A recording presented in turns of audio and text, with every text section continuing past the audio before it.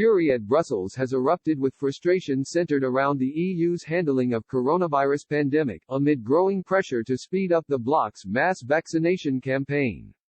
European Union leaders have come under fire for appearing to botch its mass vaccination program across the bloc. Earlier today, the founder of BioNTech, which developed a landmark COVID vaccine with Pfizer, called out the EU for being too slow to secure a supply of the jab. There is also frustration among European countries at the slow pace of the immunization, which is trailing behind the majority of its Western allies, including the UK.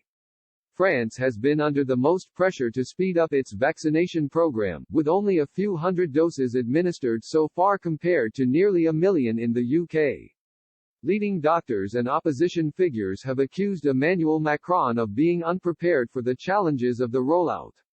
President Macron responded in his televised New Year's address last night by saying that he would not let an unjustified slowness take hold, because of bad reasons.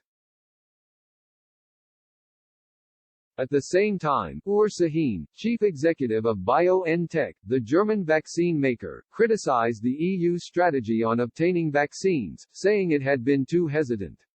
He told Der Spiegel, "The process in Europe certainly wasn't as fast and straightforward as in other countries. Partly because the European Union isn't directly authorized, and the member states have a say. Clearly there was this impression that we'll get enough, and things won't be so bad, and we have it under control." Mr. Sahin suggested that the EU had wrongly assumed that several different vaccines would be ready at once.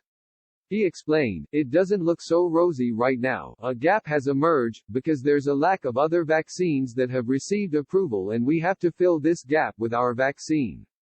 A row earlier broke out inside the EU after it emerged that Germany had received more doses of the Pfizer-BioNTech COVID vaccine than any other countries under a rollout scheme designed to ensure all member states were treated equally.